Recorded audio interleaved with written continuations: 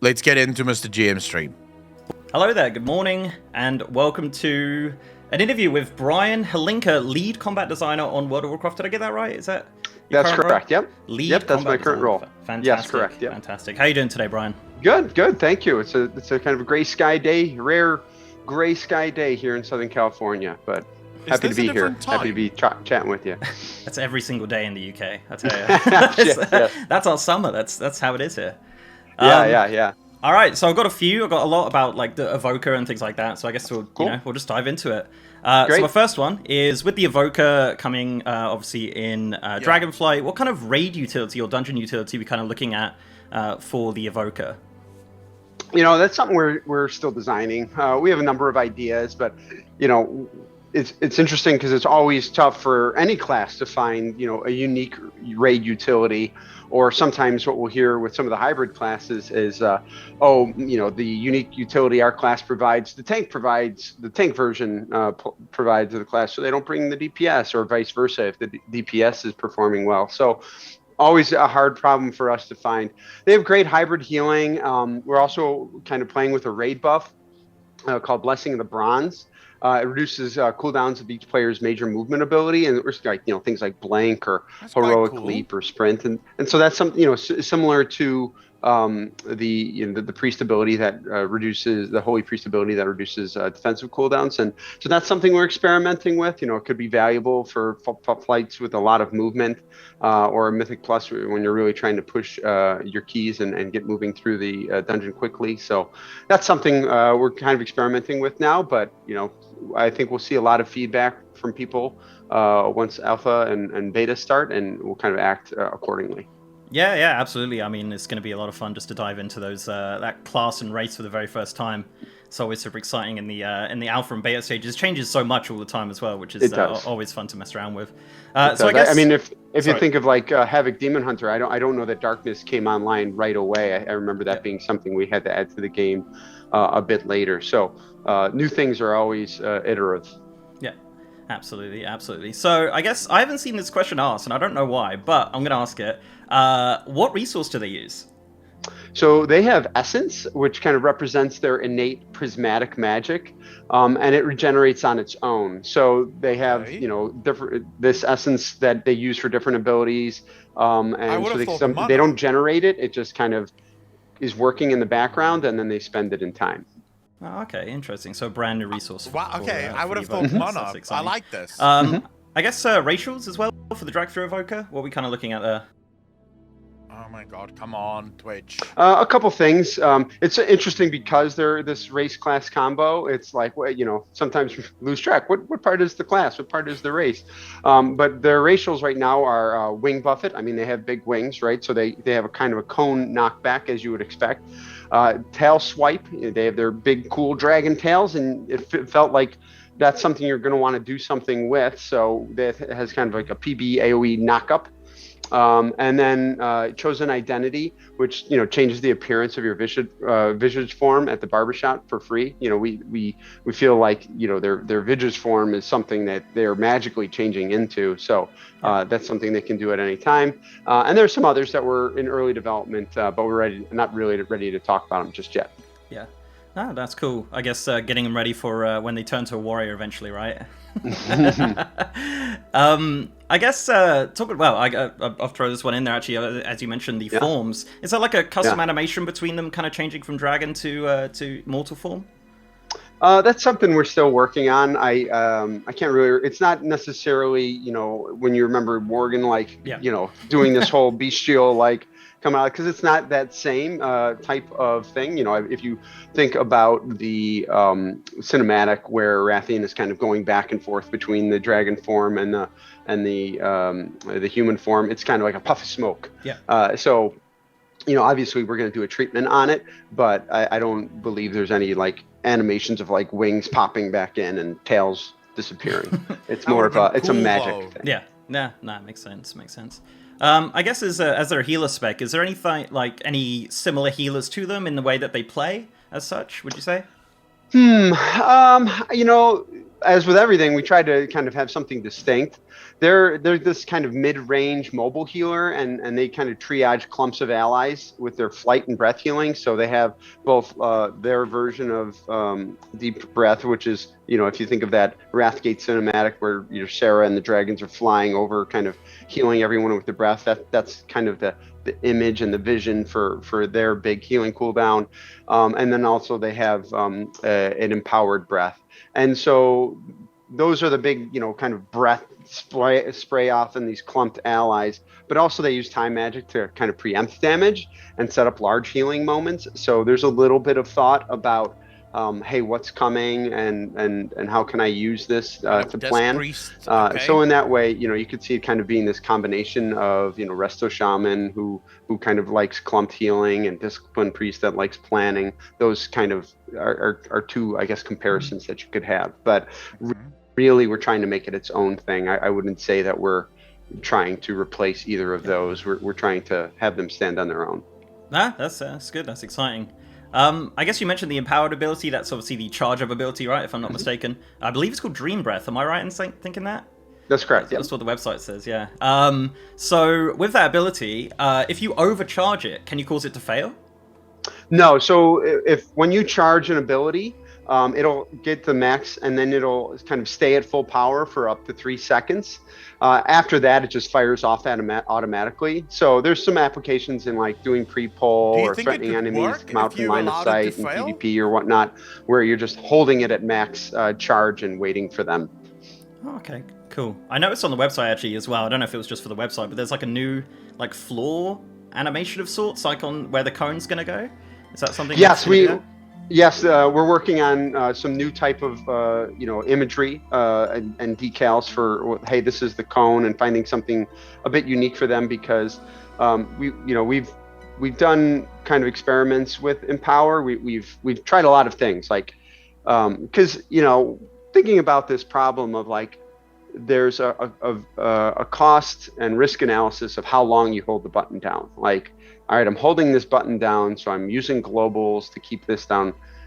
What is the payoff, right? And so we've been playing with a lot of things, like maybe it's the longer you hold it, the shorter the cooldown is, or the longer the duration a hot or dot is, or the number of targets that you hit increases. And so those are like decisions, because we don't want you to just always go to max empowerment, right? Like, if that was what there's nothing new about that. That's just a long cast time, right? We want you to sometimes be thinking, I only want a 1 charge in power here. I only want a 2 charge in power here. I don't always want to go to max 3. So yes, to your point, there are different unique kind of projected textures that we're using to aim these abilities.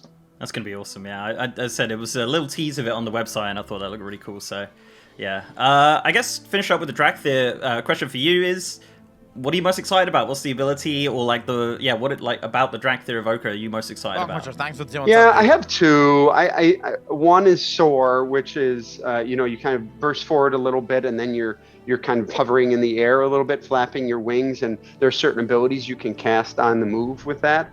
And every time I soar, I mean, we'll be in our play tests, and I'm just like, more soar. We need more soar, because this button is just so fun to play with, because that's when you're flying around, breathing, launching fire from your mouth, or breathing disintegrate, and like really honing in and channeling damage into an enemy, and it just really feels like it captures that fantasy. And then and similar is Deep Breath, which is, hey, I'm going to get up and do this kind of bombing run across the battlefield and hit a whole bunch of targets. They just, I'm a big explosions guy. They say it like Timmy in the video game world, in the video game design world, where I'm just all about like the presentation and the fantasy, and I love just that makes me feel like I'm a dragon now, and so I love those 2 abilities. Yeah, I think that's the class fantasy as well, right? Just you want to feel like a dragon and whatnot, which is really cool. I did actually think of another kind of on the spot question, if you don't mind. So obviously they start at 58, right? So with talent points, are you just going to start with a bunch of talent points that you have to allocate, or how is that going to work for the Dracthyr? We're working that out in the starting experience. One thought is that we would be giving a lot of talent points out in the starting experience. Get similar to how in Legion with the Demon Hunter, you were kind of going around getting abilities off of the demons. It's possible. One thing we've explored is while you're questing, you're getting talent points, so that it's a little bit more measured. Because yes, that's just a lot to get all at once. And you log in, you create your draft there, you're totally pumped to start playing, and the first thing you do is open up the talent tree and spend 50 points. So we're looking at ways to kind of distribute that out slowly. Yeah, I think the original Death Knight and Wrath of the Lich King was similar. You would get talent points from questing, I think, if I'm not mistaken. Yes. Yeah. So kind of jumping into like talents, spells, classes, things like that. I ask this every single interview, every single time. Any new class race combos coming at all? Yeah, we kind of have this direction, like a broad direction, and I don't want to make any huge promises, but we kind of feel like we want to move towards a world where the race of a character is not a limiter for what they can do or what they can become in the world of Warcraft. So we're working towards that, but not all of the races have, all of the classes have the same kind of content requirements. So more of this will come over time, but immediately on 10.0, we're going to be making rogues, mages, and priests available for all races. So everyone will be able to go out and make their sneaky Tauren rogue, who will be, tiptoeing on their little hoofs all around. But yes, all those will be introduced in 10, with general intentions for us to look at more options down the line. But immediately upon 10.0 launch, you'll be able to make change your rogue, mage, or priest to any class combination you want. It can be any race. That is awesome. I'll be remiss to ask about like night elf paladins and things like that. I know a lot of the paladin community want a lot more paladins. I hear that a lot. Yep. But yeah. As I was saying, like we're trying to move in that direction, but I think timeline is something we'll have to be flexible on, because a lot of those other classes they have a lot of content requirements and lore requirements. Just to flip the switch on like paladin or warlock, without kind of setting some kind of grounding in the world, would be a bit strange. But we also we have racial chargers, we have racial totems, all those sorts of things. So and druid forms. So it's gonna take a while to continue to open things up, but we're gonna keep moving in that direction. That's really exciting. That's really really awesome. I guess with Vexil's Reach now as well, it makes it a lot easier to just kind of flip the switch on some of those as well, because you just kind of throw them in there. So I did have one on talent points. So I noticed on the presentation there was a kind of a share feature as such, right? And I was just kind of curious if that's something you can share outside of the game potentially, or is that just in-game for now? Was that in the mock-up? Yeah, I think that's something we've talked a lot about, and as something we would want. We think it would be very nice for players to just be able to create a string of their talent build. I don't know that we're going to be able to deliver that on 10.0 just for production reasons, whether we can get it all done in time. But we've talked a lot about sharing builds and recommended builds, starter builds. But part of it is like, just laying the groundwork and the foundation of the system and seeing what problems players have or what tools would make things easier for them. I would like to really see players work with it before like trying to get ahead and add a bunch of functionality that maybe we don't need or people don't care about. The question of just like, do we want players all to really feel like they have to have 20 talent builds? Most players in the game now, we have telemetry on it. They'll pick make their choices in their talent rows, and they never, change them. And so while we want there to be this sense of agency of building your character as you're leveling up, and making some interesting choices and maybe experimenting on a regular basis, I don't know that we want players to feel like they've got to download the latest build on a regular basis to keep up. So we want the system to have some fun of tinkering, but not like, oh, I constantly need to be changing this thing. And so it remains to be seen just how much we'll need those types of features. So we're gonna wait and see for now. Yep. Cool. Yeah, I'm looking forward to it. I know Ian mentioned about them, you guys posting the talents out before alpha, even potentially for us to have a little look. Yeah. So. Yeah, our goal is, we're talking about the right way to do it now, but to make some talent trees available via website or blogs or whatnot, maybe work with some partners to try and get that out to people, so people can start kind of playing with them. Because, even, the way we work on these is we'll all get in a Zoom call, someone will share their latest talent build, and we'll all just sit there for an hour and a half or so just making builds and tinkering with it and explaining, like, I was at this point in the talent tree and I didn't feel like I had a compelling choice, or I felt really pigeonholed into this direction. So that would be great to get from players. So finding the way to do that without necessarily releasing the whole game to do that it's in our best interest, and I think players would be excited. So we really want to work with everyone on making these great. Yeah, there's going to be a lot of feedback coming with those. It's going to be absolutely crazy as soon as they come out. I'm really looking forward to it. No strangers to feedback. So. Yeah, true. So I guess, correct me if I'm wrong. So the way that it kind of works is you start getting talents at level 10, and you essentially like create your class as such. So you kind of like, you have kind of base abilities at level 10, and you just kind of pick and choose which ones you'd like to go from there. I guess my question is related to interrupts. Is interrupt something that's going to be baseline for all characters, or is that something you can actually opt in or out of having? Yep, I think that's going to be part of this iterative process we're talking about. Part of this is, like reframing a bit about how World of Warcraft classes are created, right? Because you're going from level 10 to 60 and you're getting like 50 talent points, right? 26 on the class side, 51 talent points, 26 on the class side, 25 on the spec side. That's a lot of talent points. And in 9.0 and every before, like, we were just giving you things every level, and we can't do that and then also give you 51 talent points. Like, that is going to lead to very bloated classes, very complicated classes that I don't think everybody has the brain space for. And so what we're just called players stupid. Trying to do is say, well, the talent tree is how you construct your class now. And so I can understand trepidation about, like, ooh, are interrupts in the tree?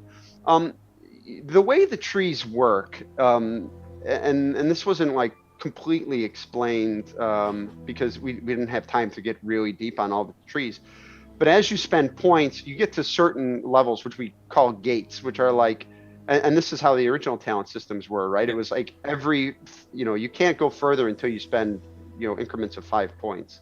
Well, here we have just two levels like that. And so what it kind of encourages, you can't go straight to the bottom. Like, right away, I'm just going straight down to the highest, best thing, and I'm getting that capstone talent at level 20, and now I have other points to spend in the rest of the tree. You're kind of encouraged to go broad a bit, so before you can move downwards. I think that does two things. One, it really encourages you to go broad and to say, well, cool, rather than going deep in the class tree just to get what I want, I can, I almost feel relieved. Like, I can go spend talent points on some cool utility over on the other side of the tree. But also, I don't have to make a choice between this, premier talent and maybe an interrupt. Or earlier up in the tree, things are much more accessible, I guess is the bottom line there. And then, yes, it allows those real capstone talents to come later on, which is nice. I think in any of these tree designs, that last talent point you spend is not always the most exciting point, at level 60, because you've kind of driven down to what you want, and then you have extra points to spend. But in general, I think we're gonna put as much as we can in the talent tree to make the talent trees as cool as they can. And if we find that, like, no, this won't fly, we can't do a certain ability in the tree, we'll put it back in the spell book. But ultimately, we're trying as hard as we can to put as much stuff in the tree as possible. Okay, yeah, makes sense. I mean, how many? I mean, obviously, it's going to change between classes, but how many kind of abilities are we going to be looking at, like just baseline without, like, say at level 10? Are we saying like maybe 4 or 5 abilities by that point, just kind of regular sort of stuff? Well, you're absolutely correct that the Exile's Reach experience, we're mostly remaining the same. So if you were to play Exile's Reach now and level up to 10, the abilities that you got there are mostly the same. So players will have that core kit. But yeah, between 10 and 60, the spell book, the spells granted from the spell book are going to be pretty sparse. Like things like Pickpocket, Eyes of the Beast, Farsight, underwater underwater breath, stuff like that. Like we don't want you to spend the talent point on that. We don't think you want to spend the talent point on that. Those are kind of like fun class toys. And so a lot of those things are going to be in the spell book. But where the trickier things are like major utility, like rebirth or interrupts, like what are we going to do with those? And I just want everybody to know that those are questions we're asking because we know you're asking them, and we're having a lot of conversations about them, and we're making a lot of trees to try out different solutions. Awesome. All right. Thanks. So all your abilities also come from the talent tree. Again, we're just kind of like, I have like a list of questions. I'm like, oh, what about this? Yeah, that's fine. Yeah, no, ask away. Obviously, Exile's Reach. Once you reach the end of Exile's Reach, you go to the city and they tell you how to use specializations. Is that going to be being changed up? Yeah, specializations are still a choice that you make because that reveals the second tree. And so that's something we're going to have to change in the what we call the kind of transitional experience out of Exile's Reach. But yes, you will still be making a spec choice. Okay, cool. Perfect. I did see Convoke in the Druid tree. That was there.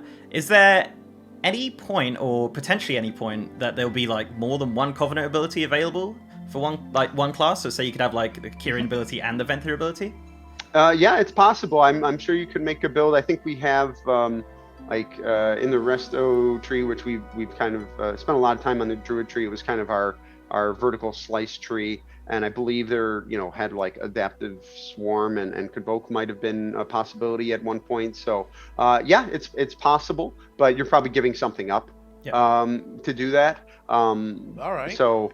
But it depends also on, we're still kind of in discussion about how we're going to handle a lot of these Covenant abilities. Some of them, like Convoke, the Spirits, or Abomination Limb, their kit feels very appropriate, where other ones don't. Like it just doesn't fit with the class, and so we're deciding how we're going to handle those. Yeah. So I guess with obviously the Evoker, the Dragonflight Evoker getting a lot of love, is there any in the way for other classes to get any brand new talents, or is it going to be kind of maybe potentially things from past expansions coming back or anything like that? Yeah, certainly when we look for inspiration in these talent trees, we're going to be looking to, artifacts, artifact traits, Azurite traits, essences, the legendaries we just Warlocks had. A lot of those will be finding their way into the trees. It'll be, likely that if we have new talents, they may be passive talents that have like rotational impact. There are probably going to be less flashy new unused buttons with like big effects. I don't think we're going to see as many of those. Maybe just a handful throughout all the classes. Because when we have a new class like Evoker, we spend as much time as we can to make sure that's like super cool. And adding new effects, new abilities, it can be a lot of time spent. So that's where we're trying to really deliver on in this expansion. Yeah, makes sense. I mean, the class is going to feel pretty fantastic anyway, having that tree to play around with anyway, right? So it's going to be. Yeah, I mean, it's going to feel, I think it'll be a very big improvement for like the leveling experience too, but we want to make sure that the max level player who's, been playing the game is having a fun time experimenting with a new system. Yep. So got a couple PvP ones, then we'll do a quick fire sort of round. Okay. So I think Bajira asked you about arenas and battlegrounds for Dragonflight. What about brawls? Yep, brawls. We've been talking about a few, and so we'd like to bring some in. There are different things. Like it's funny. I was just talking with someone another day, just yesterday, but there are some old like free-for-all world quests, like in Legion, that were pretty fun. The Blackrook Brawl, which was kind of like a jump-in battle royale arena thing, that was pretty fun. Or if you remember the old High Mall Coliseum from Warlords of Draenor, those were ideas that we were talking about. We're have grown the PvP team a bit, and they've been onboarding lately, and so new brawls are a great way to kind of learn the tool set. It's likely. I don't have like particulars to announce, but I do think there will be opportunity to create new brawls here. Yeah, I love brawls. I mean, I'm a pretty casual PvP, but some of those brawls are a lot of fun. It's super cool. I've never done yeah, they're good twists. So obviously with the new work order system coming in Dragonflight, which looks really cool, really looking forward to playing around with that. Will there be any interaction with PvP gear, potentially, similar to like in Mr. Pandaria? Used to do PvP gear through crafting? Yes, we have kind of two plans, and I don't want to steal too much thunder about professions and where they're going and the plans. But certainly one opportunity we think there is to make that kind of entry level PvP gear from professions. If you do remember Warlords of Draenor, and I've alluded to the Warlords of Draenor PvP gearing system in the Bajira interview, like the first entry level PvP gear was just crafted gear, and then it had a very high item level, a PvP item level, but somewhat low base PvE item level. And so that will be one way for players to get gear real fast, will be that crafted gear. That could be cool. But then there's also the professions, that revamp is going to be something that impacts the game, and players will PvP players will want profession gear, and we're talking about, and I don't have the very specifics of how we will integrate PvP and professions, and how players can earn profession reagents that would interact with these systems from PvP. But we're mindful of the fact that a lot of people want to focus on PvP, and so if professions are important, there will be ways to interact with that system through PvP. That's good. I'm sure PvPers out there are pretty happy about that, because they probably saw the work order system. We're like, hopefully we get to do something with that. Yeah, for sure. So I guess the dragon flying, I believe it's called dragon flying, right? The kind of flying around the zone thing, the system. Will there be PvP specific unlocks for your dragon? Because I know you can customize it similar to like the barbershop sort of thing. Is there going to be any unlocks related to that?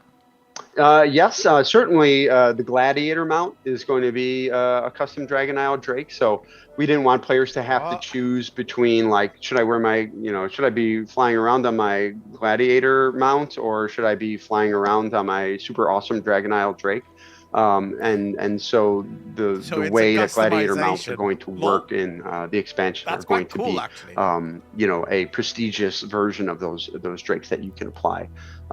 So that'll be really cool and a good opportunity. And then we'll have to look for other ways that we're going to kind of, like, we always have the what we call the vicious mounts, the rated participation mounts. And so I would have to look at the specifics of what we're doing there, but those are typically ground mounts, so they won't likely. There'll be some of the one of the cool creatures that you see around. Actually, now I think of the one it is, and it's pretty sweet.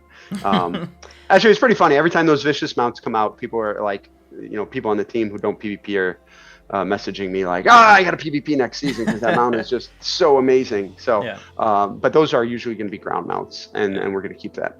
So you're saying it's going to be a vicious otter mount? That's incredible, Brian. That's right. Thanks for confirming it. Vicious. Believe me, if there's a possibility of getting a vicious duck, I will ask for it. Oh my goodness, please. So running low on time. Quick fire round, I guess. Yes, no, or if you can expand on it a little bit more. So, first and foremost is, can we make more than one Dracthyr Evoker per realm, as it's a hero class? I want to get the specifics on this, because I know this will be a big deal. So this won't be so I'm immediately not making it fast. Okay. This round, hold on. I do have this written down. I want to make sure I get the specifics correct. Wait, where is it? So initially, yes, it's going to be one.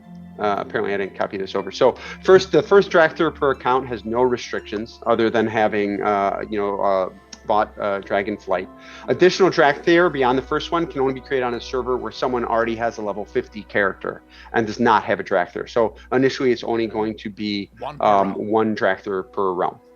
Okay, excellent. And obviously, if you delete a Drac there, you can make a new one. Yeah. But yes, so everybody gets to make a Drac there.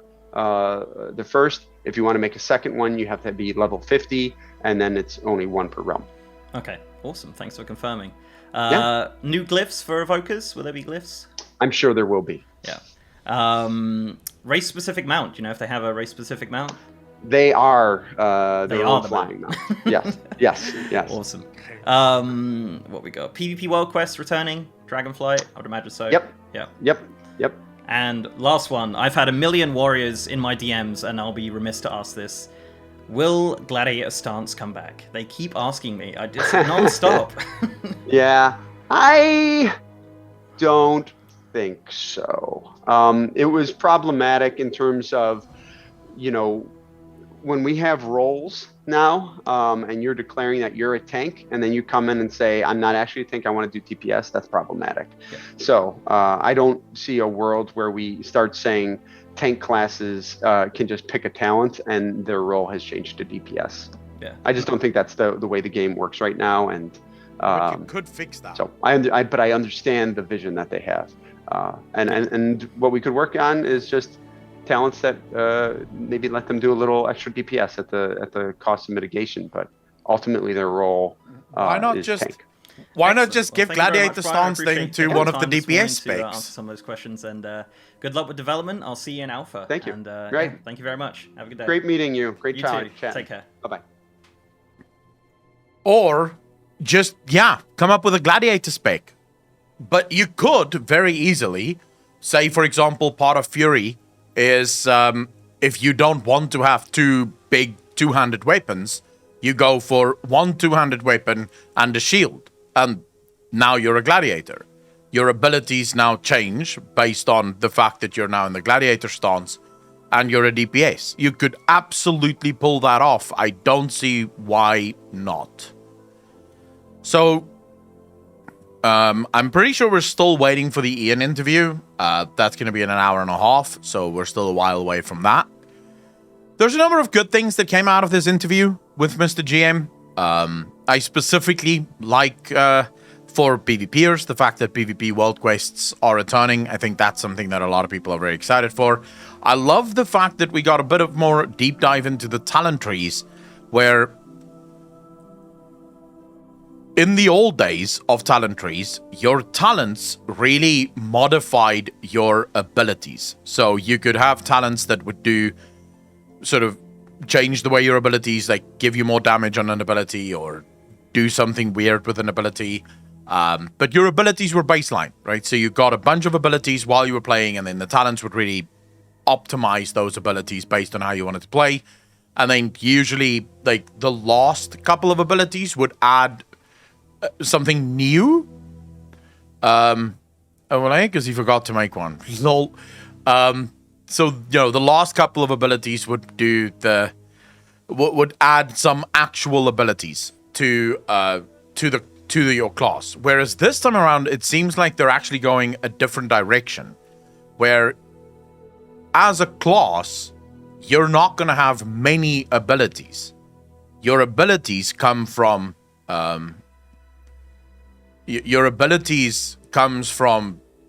like its own fucking, like, comes from the talent tree. You follow Luxthis? I knew as a first-time chatter. Loved you. Bless you, Babby. How you doing? Yeah, of course I follow Luxthis.